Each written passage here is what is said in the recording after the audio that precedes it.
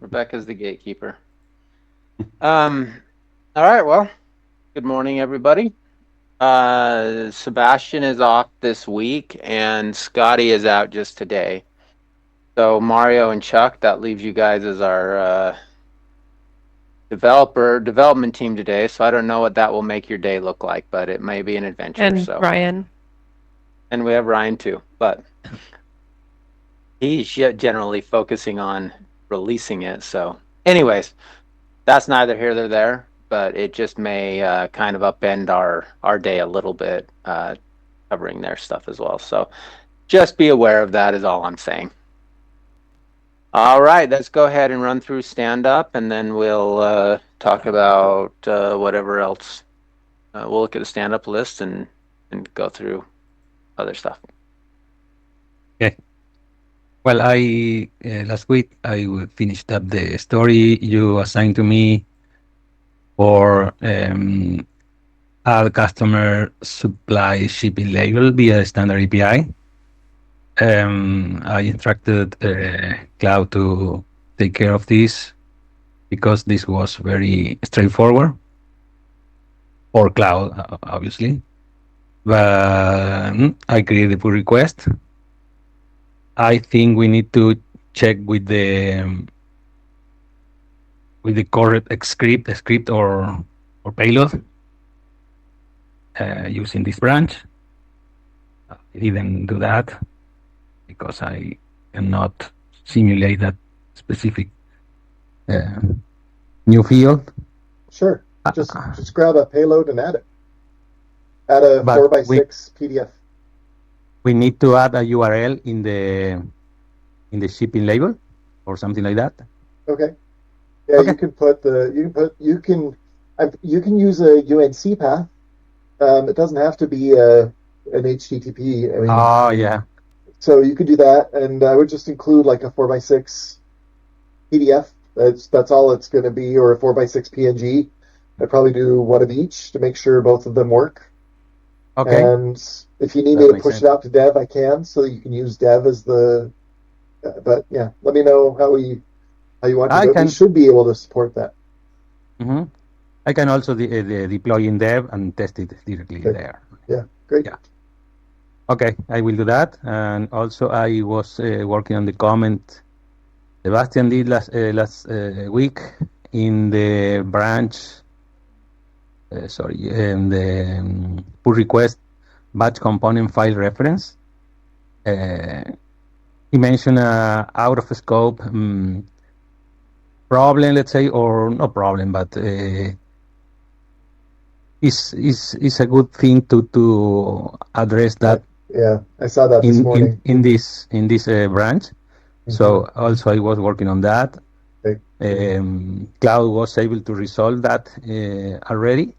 So I am now committing the changes, trying to test it, and then I will respond to the comment and push the changes. Well, that's pretty much my status so far.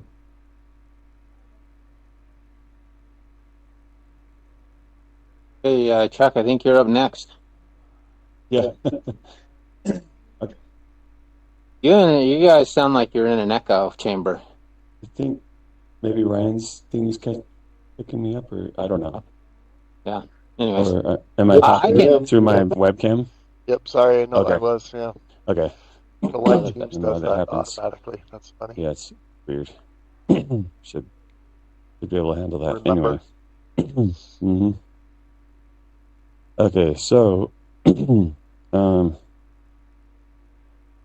was. Boy, I didn't take very good notes here. I don't even know what, or I just don't know what I did. Anyway, there was like. I should have looked over this before it was my turn. Anyway, I've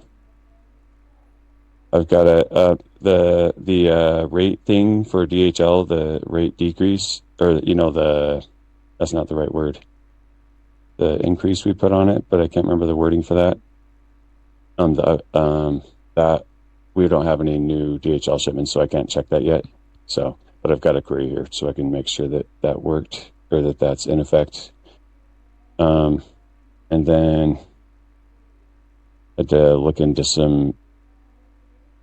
Oh yeah, there was an event shop overnight order where they got charged the full amount for the whole shipment. For all the packages on every one of them. So look into that and then have talk to Shipwise. And then I'm starting on the Printify shipping label API. And then also for gonna look at the changes that Sebastian made for Scan Verify. So I could do some local testing. I wonder if we can just might be best if we just put it on staging. Sure. And then just that way we can have a bunch of good tests. Yeah, and the very people that reported it might be able to say that last part again. So then we could have the people who are having it. I mean, we were able to duplicate it. It doesn't work very well right now. Staging doesn't work very well down on the floor for packaging because of the workstation setups that we have to do. Mm-hmm. So it's kind of hard to use it in the way that we used to now. We haven't figured out a great way to fix that yet. So if you do want to run it, right. then you have to go down and set them all up, and then it doesn't synchronize quite right with our that tools. Sounds like, so that hassle sounds worse. We can put it on stage if it's just for you, but I mean, you might as well just run it on your machine. Yeah, that's what I'll do. I didn't. Okay. I was trying to go the way of least hassle. So I'll just test it on mine. Got it. Okay. So I hadn't thought about that. That's it for me. Now it's you, Ryan. That's quick. I was working on Friday. Honestly, we had a batch that was extremely stubborn. No matter what we did, it would always stall at page 508. Even if I split it into multiple parts, it was always stalling at 508. So what I ended up doing after trying a bunch of things and even going over with Dan is I just ended up splitting the JDF into 500 parts, 500 or less books, and then sending the JDFs over so that the offsetting still persisted. So that took quite a bit longer than what I wanted, but we were able to get it out. It was due on Friday, so Thursday. Sorry, that was on Thursday. And so they went ahead and we did get it out. And then Friday was just managing a few of the pull requests, reviewing a few of those things. Took a look at a couple of the tickets that were outstanding that I hadn't been able to get to that week. And I imagine I'll be following up with more of that today as soon as we hear back. And I'm working on a deploy this morning. I am kind of waiting on what you find, Chuck, with your testing so that we can get that out. Mm-hmm. That's it for me. Chuck, did you say, is that something that can be something you work on first thing in the morning? Is that going to take very long to test that, or? It shouldn't take. It shouldn't take too long. I just have to find. Yeah, it shouldn't be too bad. Okay. Well, if there's anything I can do to help you, let me know. I just don't want to hold up Ryan's release any longer than necessary. Right. And then we don't actually. Maybe we talk about this tomorrow, Ryan. But I just like a heads up thing. I know that you're out next week, and so we'll probably want to do some. We'll probably want to release some stuff still. So when Scotty's back tomorrow, let's have a conversation, or maybe you'll just check with him or something. I don't know. Usually, you might just sync up with him separately, but whatever we need to do, that's just keep that in mind through the week. It doesn't really have to be right now. Maybe that's more appropriate towards the end of the week, but anyways. All right, well, Rebecca, do you have anything, or do you want to bring up the stand-up list and let's see if there's anything on there that it's always a little bit hard when we've got a third of our force out today, so I don't know if there's anything on here that's Ryan, did you want to discuss this one today? Card draft preview foil color CSS classes never match for silver and most colors. This was just this was something that Claude found while doing a review of another PR that made a good thing. That it just was something that I wanted to capture and dig into more. I have not confirmed. This is something that we should just see if there's really anything to it, and if so, it looks like our product requests aren't showing the silver color. And copper, spot UV, matte gold don't have any SCSS rules, so it seems like we could do something to do that too. So is this more of a bug that we want to do a little bit of research on to see? Yeah, a bug to see how much of this applies and what we can do to fix it. Okay. Maybe just do like a dash research on that, Rebecca, and I don't know. I wouldn't worry about. I guess it's. I'm reading through here. What we want, all we want to handle is silver, gold, and spot UV.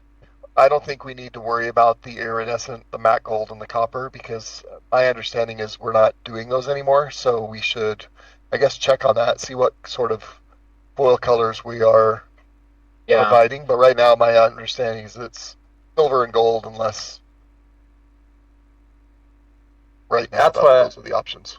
Yeah, that's what I remember too, but I'll double check with Tara and see if that's wrong. But I feel like I remember her saying the same thing. So yeah. It's just something I wanted to capture, but I didn't have time to dig into it at the time. Okay. I mean, I would say that that's probably an excess on that, or at least a design, right? But I guess if you find what's wrong, it's better to fix it. Yeah, it's not just an excess. There is some work that's going to have to be done on it, but Okay. but it's not as big as what this sounds. So maybe it is an excess. Well, let's just put a small on it just to make sure you have enough time to do it. I think that would probably be fair.